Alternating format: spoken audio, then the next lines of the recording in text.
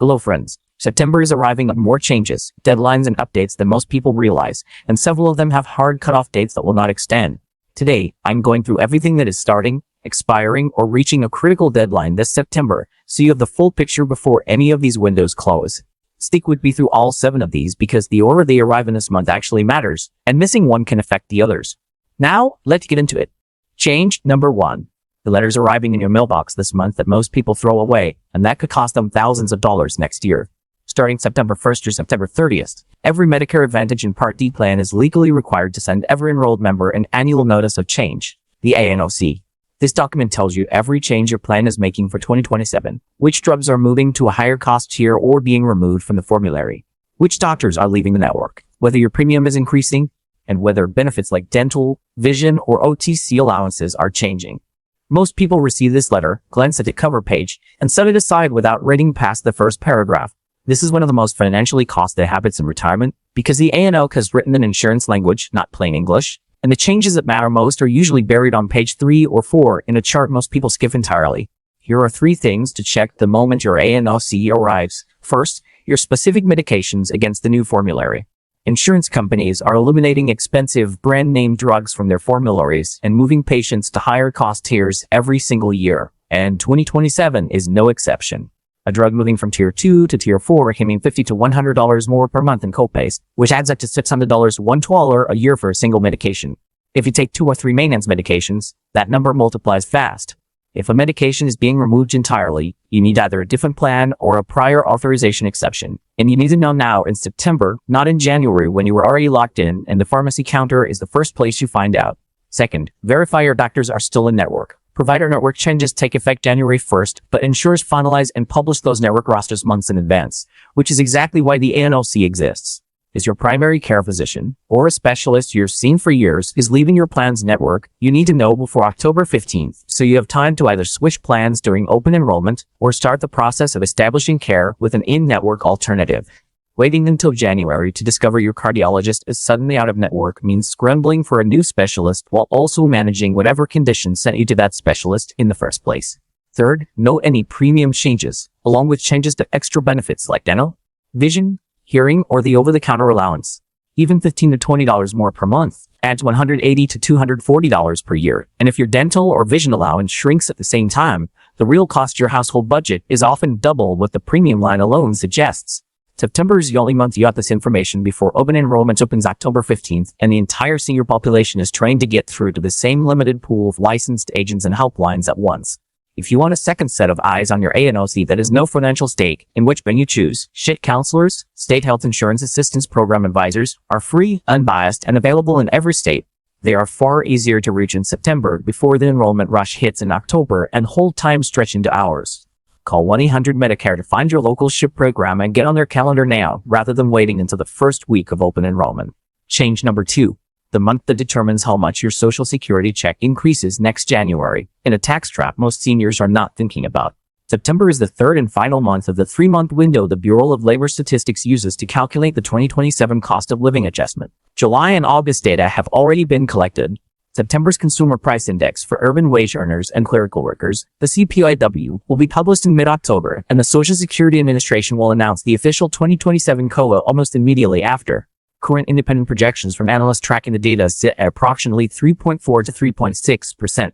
Applied to the current average Social Security retirement benefit of roughly $2,077,871 per month, a 3.5% increase would add approximately $72 per month, or about $8,624 for the year starting January 2027. That may sound like good news on its own, and for most recipients it is. But what happens in September specifically matters to that final number. If energy prices spike this month, if grocery costs accelerate, the final figure moves higher. If inflation continues to cool through the month, it lands closer to the lower end of that range. You will know the official number in October, but the data being collected right now, this month, while you read this, is what sets it. Here is the tax issue most people are not thinking about in connection with the COLA, and it is a part of this that catches even careful planners off guard. The thresholds at which Social Security benefits become subject to federal income tax, $25,000 for single filers and $32,000 for married couples filing jointly, have not changed since 1983 and 1993 respectively. They are not indexed to inflation. They do not adjust the COLAs ever. Every year your benefit goes up, but the line in the sand that determines whether that benefit is taxed stays frozen exactly where it has been for more than 4 decades. That means a senior whose provisional income is currently just below those thresholds may cross them for the first time next year simply because their Social Security benefit increased, with no other change in their financial life at all. Is your provisional income, which is all non-Social Security income plus 50% of your annual Social Security benefit, currently sits within $1,500 to $2,000 of those thresholds. This is worth sitting down with a calculator over, run the updated numbers once the official COLA announcement lands in October. The new $6,000 senior deduction from the One Big Beautiful Bill Act may help offset this, since it reduces adjusted gross income and, in turn, reduces provisional income. But you need to run your specific numbers with your specific filing status to know where you actually land, rather than assuming either way. Change number 3. The Medicare benefit that expires September 30th and that you have already paid for. If you are enrolled in a Medicare Advantage plan that includes an over-the-counter benefit, your Q3 allowance covering July, August, and September expires September 30th. Any balance remaining on your OTC card after that date disappears permanently. It does not roll over to Q4. It does not appear as a credit elsewhere on your account. It is simply gone, as if it were never allocated to you in the first place. According to eHealth data, the average senior with an OTC benefit loses more than $500 per year in unused allowances, simply because they did not spend the balance before each quarterly deadline. Multiply that across a decade of retirement, and it becomes a genuinely significant amount of money left on the table for no reason other than not making one phone call. If you have not used your Q3 balance, you have until September 30th. Call the member services number on the back of your Medicare card and ask directly, what is my current Q3 OTC balance, and when exactly does it expire? Then, spend it before the end of the month on vitamins, pain relievers, dental care products, blood pressure monitors, first aid supplies, reading glasses, or any other eligible item listed in your plan's OTC catalog. Many plans also allow ordering by mail or online through a dedicated OTC portal, which is worth checking if a trip to the pharmacy counter is inconvenient. If you are not sure whether your plan includes an OTC benefit at all, that same phone call will tell you. And as your plan does not currently include one, the October 15th open enrollment window is your opportunity to switch to a plan that does for 2027, so you are not leaving the same money on the table again next year. Change number 4. The paper check deadline that has been extended twice and that will not be extended again.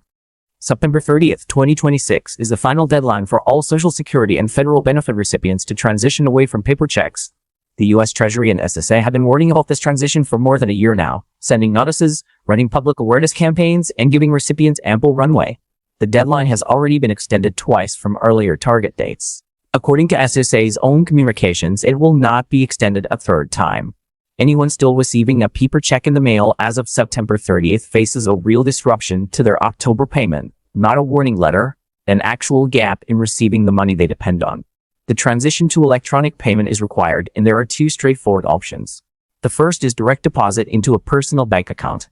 This can be set up through your My Social Security account at sub.gov or by calling SSA directly at 1-800-772-1213.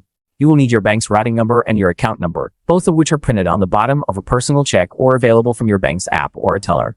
The second is a Direct Express government-issued debit card, designed specifically for recipients who do not have or do not want a traditional bank account. The Direct Express card can be obtained by calling 1-800-3330-1795, and benefits are loaded onto it automatically each month just as they would be deposited into a bank account. If you genuinely cannot use either of these options, no bank account, no ability to obtain or manage a prepaid card, a documented hardship of some kind, there is a formal exemption process through the U.S. Treasury at 1-855-292-1545. But the exemption must be applied for proactively, before the deadline, not requested after the fact once a payment has already been missed. Ignoring the transition and simply continuing to expect a paper check in October will not work, and there is no grace period built in after September 30th. Change number 5. The property tax application window that is closing in most states right now. In the majority of states, the deadline to apply for senior property tax exemptions, assessment freezes, or deferrals falls between August and October, with many counties setting their specific cutoff somewhere in September. If you own your home and are 65 or older, there is a strong chance you qualify for a program that reduces your assessed value, freezes your assessment at its current level so it cannot climb further, or defers your taxes until the home is sold. These programs exist in every state, under a wide range of names, and most eligible seniors have simply never applied, often because they assumed such a program either did not exist where they live, or that they would not qualify. Missing the September or October cutoff in your county means paying full property taxes for another entire year, with no retroactive recovery available once the window closes. There's no appeals process unless you go back and claim the exemption for a year you already missed. Call your county's tester this week. The phone number is printed on your most recent property tax bill. Ask 2 direct questions. What senior programs are available in this county? And what is the exact application deadline for each one? Some counties have more than one for REM, with different eligibility rules and different deadlines, so it is worth asking specifically rather than assuming there is only one option. Change number 6. The quarterly tax deadline on September 15th. If you receive income without automatic withholding, RRA withdrawals, pension distributions, rental income, self-employment earnings, or investment income above a certain threshold, you may be required to make quarterly estimated tax payments to stay current with the IRS. The Q3 2026 deadline for this payment is September 15th. Missing it generates an underpayment penalty calculated at approximately 8% annualized on the shortfall, which is a meaningfully higher rate than most people expect from what sounds like a minor paperwork deadline.